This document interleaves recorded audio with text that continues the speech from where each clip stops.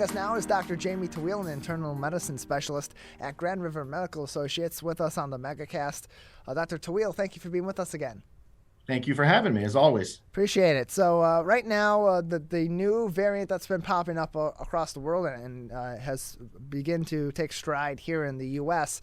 Is the Omicron variant. It differs in some ways from the Delta variant, which had previously been the dominant strain. It's expected that the Omicron variant sometime early in the new year will become the dominant strain here in the U.S. What are some of those key differences, to your knowledge, between those two variants that people should be keeping cautious of, because both of these are continuing to go around here in the state of Michigan?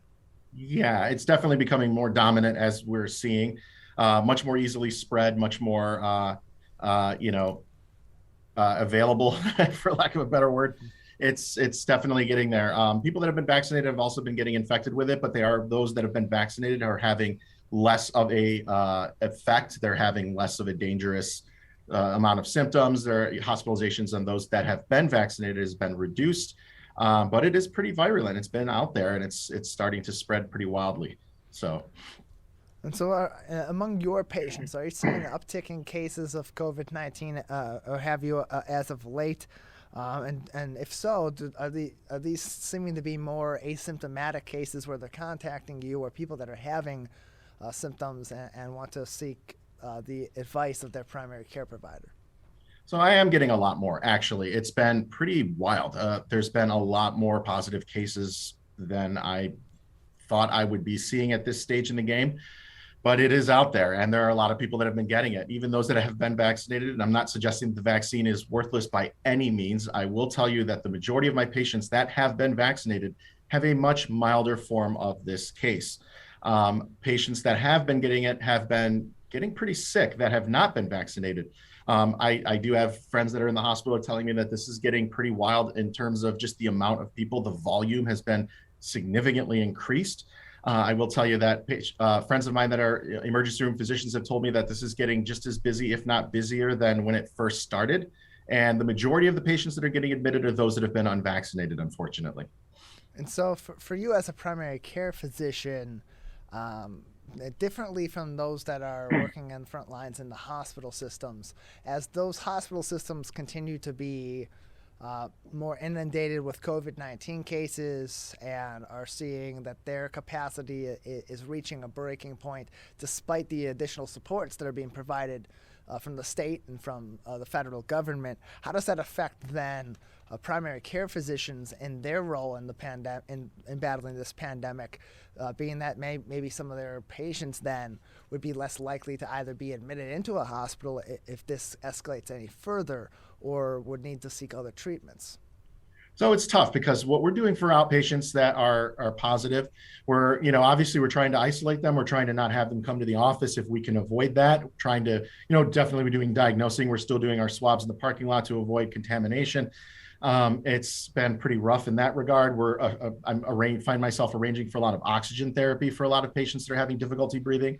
The majority of the cases that I'm seeing are people that have been discharged from the hospital that are following up with me for aftercare, as well as patients before they, God forbid, have to go to the hospital to set them up for, monoclonal antibody treatments if they qualify.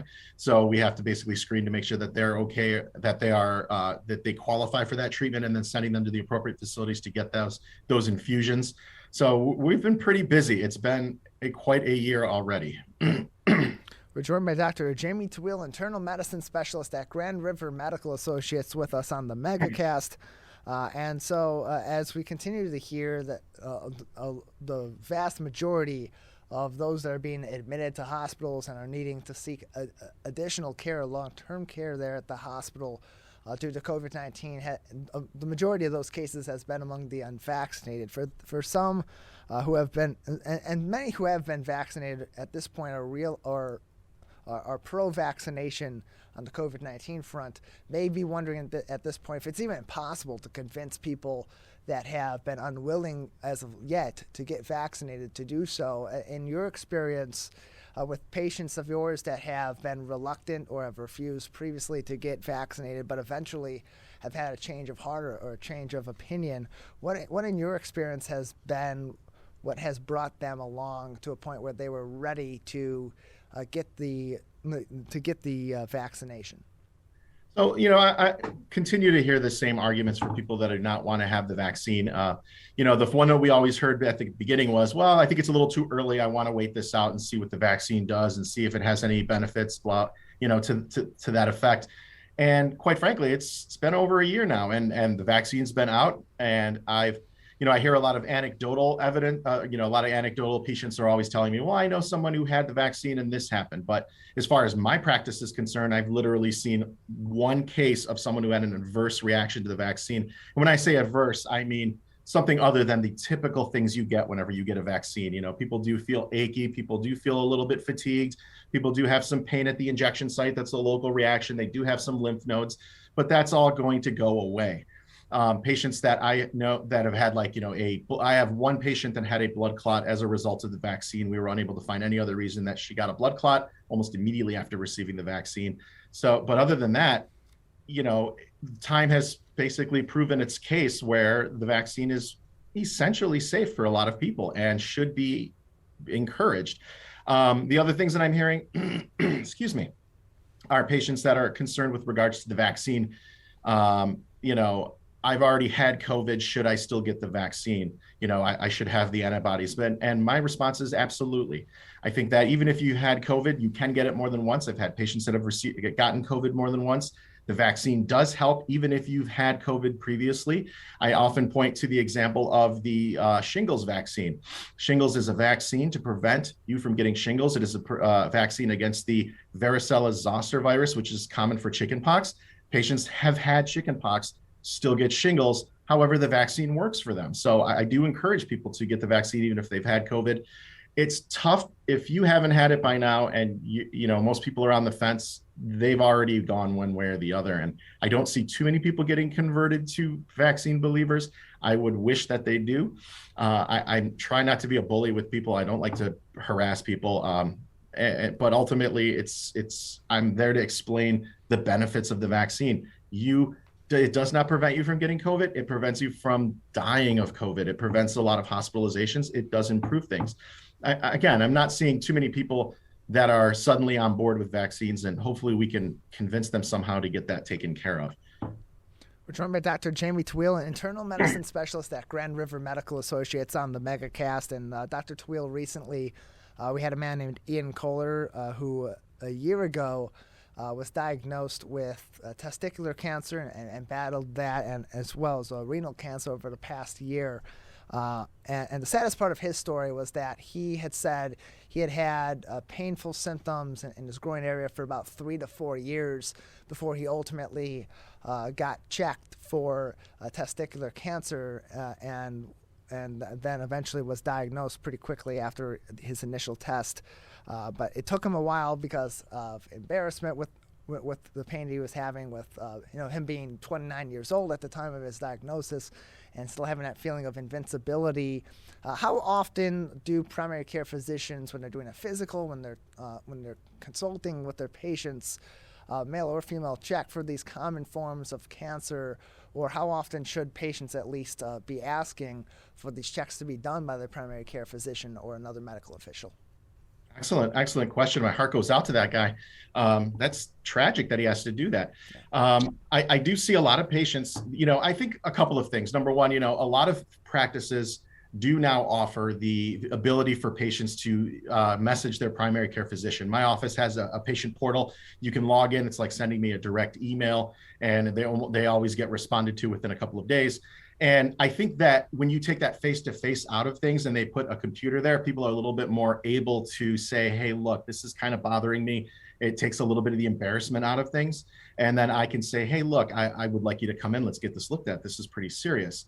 As far as physicians go, they should at least be having conversations with their patients. It's not, testicular exam is not a routine test. It should be done a little bit more frequently than it has been. A lot of older doctors aren't willing to do that as often as they should be, but it's also up to the patient to be an advocate for their own care. I'm not suggesting that this is falling on the onus falls on the patients by any means. Doctors should be definitely having these conversations, making sure that definitely, preventable diseases are there. Testicular cancer is preventable. It's one of the things that can easily be corrected if caught early enough. So I do want patients to feel that they should be able to talk to their doctor about anything, and it should fall on us as doctors to be available and non-judgmental and be able to, have those conversations. Hey, are you having any pains or any issues or any problems with these things?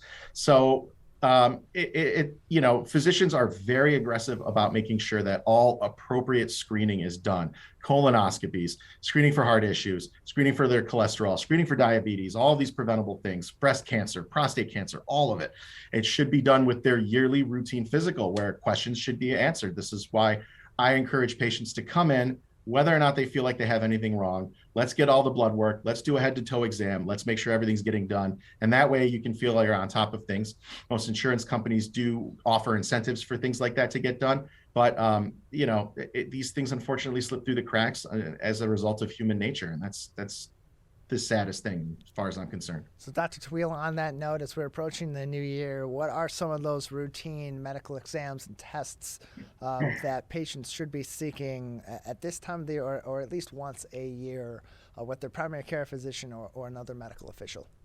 Well, this is definitely a busy time of year for me because right now everybody's deductible is getting met, and it resets on the first of the year for a lot of patients that have insurance. So everybody wants to get everything done.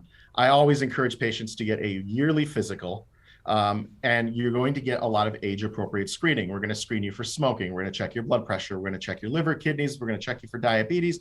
We're going to check all of that fun stuff. And then you're going to hit those age milestones where you're going to get age-appropriate screening. For example, colonoscopies, which we talked about on a previous episode, the age for screening was 50. They're now creeping it down to 45. So I'm now surprising a lot of patients during their yearly physical saying, hey, I think you're due for a colonoscopy. And these are the things that are age appropriate. Once you start to hit those milestones, your doctor should be getting on your case about those things. I think that's about it for the most part. Just a yearly physical to make sure we're checking all the boxes. Those patients that come and see their doctor once a year when they have a head cold and they're avoiding the physical are really kind of, for lack of a better word, cheating themselves out of those really important vital tests that could potentially save their lives. In addition, physicians should be a little bit more aggressive about sending email blasts or getting a hold of their patients to say, hey, look, you haven't been here for a bit. It's time for a physical. I understand COVID is a concern, but we need to make sure that you're not going to, look in this direction and get hit by something coming in this direction. Well, Dr. Taweel, we thank you for joining us. Before we let you go, anything else that would be important for people to keep in consideration regarding their health or their relationship with their primary care physician or physicians at this time? Absolutely. First and foremost, get the vaccine if you haven't already, please. I'm begging you. Second of all, if you feel like your physician's being dismissive, I do think it's very important for you to just mention it to him and say, hey, him or her, and say, listen, this is a concern of mine. I will say patients are getting very good at that. And again, I think the addition of the ability to reach your physician outside of their office if they seem rushed, they're so polite a lot of times where they're like, oh, you seem busy. It's my job to be busy. Don't worry, we're here for you, I want patients to feel comfortable. If you don't feel comfortable talking to your doctor or bringing these things up to them, there is a disconnect. I cannot do my job if you're not telling me the information I need to hear. So if there's any breakdown in communication, you need to either discuss it with your doctor in a very open, non-confrontational manner, or perhaps look for another physician that's going to be more willing to listen to the needs that you have, because this is your health. You're paying for it. You only get one body, and I suggest you do everything you can to take care of it. So I wish everybody a great holiday and a great new year. Well, thank you very much for joining us. Appreciate it. Absolutely. Thank you for having me as always.